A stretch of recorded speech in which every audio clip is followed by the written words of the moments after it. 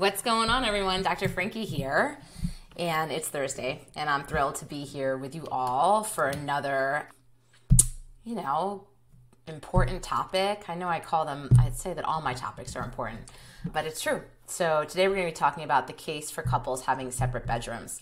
But before I jump into today's material, I will introduce myself. I'm Dr. Frankie Bashan. I am a clinical psychologist who's been practicing for over 2 decades. I'm also a board-certified sex therapist and the CEO of Little Gay Book Matchmaking and Little Black Book Matchmaking.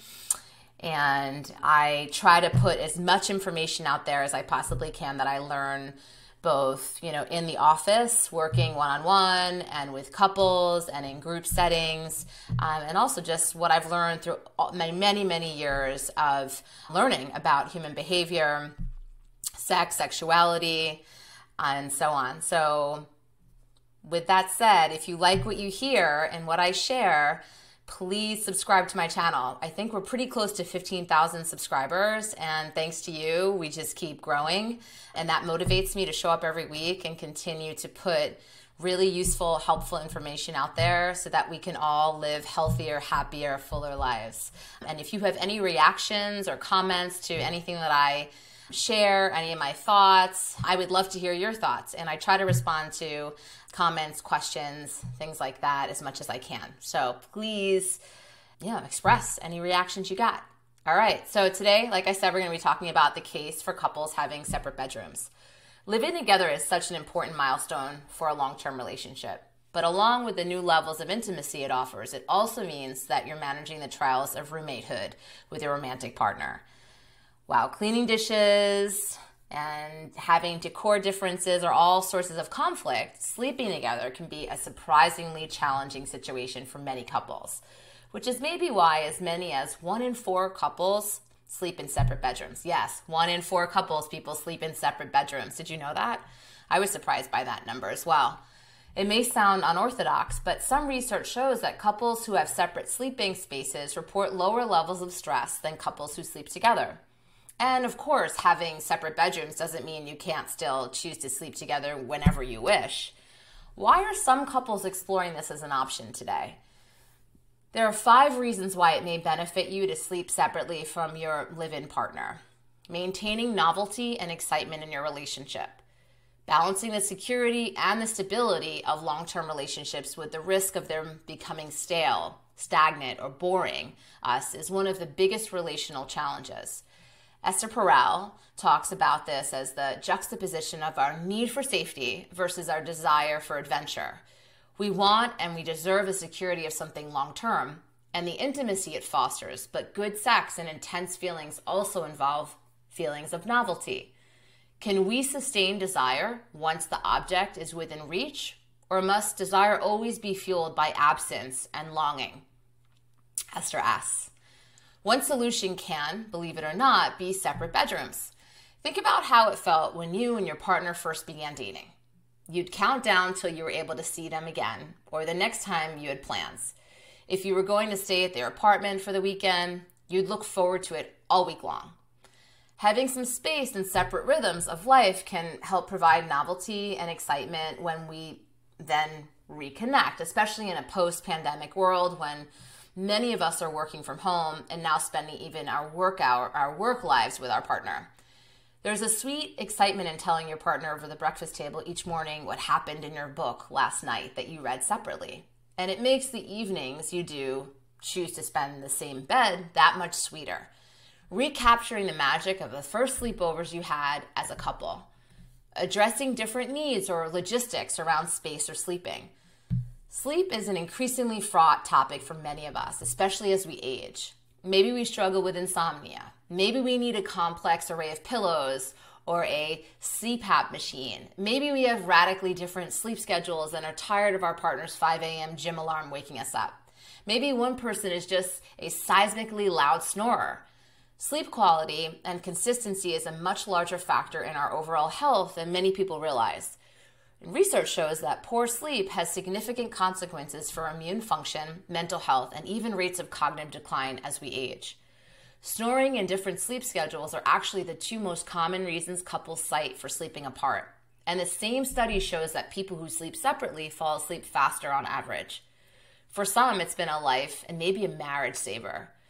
Grossman and her husband sleep in separate rooms, not only at home, but on vacations. And she believes they have gotten a divorce if she continued to lay awake in the same room with him.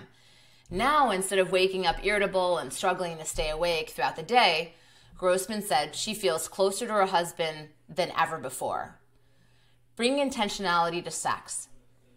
But wouldn't that mean we'd stop having sex? Some may wonder. It's understandable to be concerned about this, but think of it this way. Do couples who sleep together all have great sex exactly as often as both people wish to? On the contrary, many couples go to bed together every night and go months or years without sex. So we know that sleeping together on its own isn't the deciding factor. While having sex, if you sleep separately as a default, might take more communication, that isn't necessarily a bad thing, right? Actually, experts say that bringing intentionality to your sex life and talking about sex directly, including whether to plan for having it that night, can be really healthy. You actually get to carve out the time. Jill Lankler, a New York clinical psychologist, said, you get to do it in a way that is intended and not sort of expected. And again, you had these discussions when you were first dating. Do we have plans tonight? Are you sleeping over? Are we having sex? So you already know how to do them. And returning to these conversations can be a powerful antidote against the slow slide of routine and taking each other for granted that long-term couples often fall into. Maintenance and a secure route of safety. For partners with a trauma history, having a separate space they can retreat to and even close a door to can be more than just a lifestyle preference. It can be a crucial tenet of mental health. Access to routes of safety can be key in a relationship where one or both partners have experienced trauma or sexual violence. And two important routes of safety are the option to have a private retreat and protective measures. Even though you aren't a threat to your partner, if your partner's experienced activation or a flashback, maybe they have PTSD, post-traumatic stress disorder, they may still need to retreat to safety from everyone and everything, including you, to feel secure and calm down. Being able to settle down or even go to sleep in a private room where they can close and lock the door can be a healing and transformative resource. Taking pressure off, resolving conflict. Even for partners without a trauma history, bedrooms can become an incredibly fraught space when there's any kind of conflict. We know the adage, don't go to bed angry. For some of us, that's a motivator to thoughtfully engage in repair with our partner as soon as possible. But in some cases, the fact that we have to go to sleep next to the person we're fighting with can push us to resolve conflicts prematurely. Rushing into a solution we don't actually feel good about or saying we're over something when we aren't, just because we don't want the awkwardness and discomfort of having to live together while in conflict. Spending time in close quarters and managing intimacy while you're angry are fundamental challenges of relationships that separate bedrooms alone can't solve, but they can certainly help. Some conflicts are complex and then they take time and space and patience to come to a place of resolution on. And having separate bedrooms can at least mean that both of you have a peaceful oasis to retreat to and restfully while engaging in the intensive work of repair and resolution.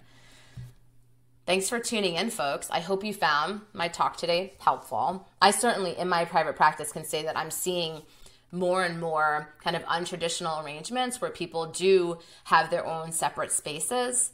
I know years ago there was this like joke about the man cave, right? But it's not just men who need to have their own space to do their own thing. I think it's very normal to kind of need for us to want to have our own space where we know that we can put our things and know that they're going to be there when we come back to them. No one's touched them, that sort of thing. In addition to the idea of just like getting better quality sleep and having space to regroup with ourselves when we are triggered or upset and our nervous system is escalated. So anyway, I hope to see you all next week. Make sure to subscribe. And if you want to learn more about me and all the things that I do, please visit me on social media. I've got Instagram and Twitter and all the things, and Facebook. You can find me either under Frankie Bashan or Dr. Frankie Bashan. And I look forward to seeing you next week. Take care, everyone. Kisses, hugs. See you then.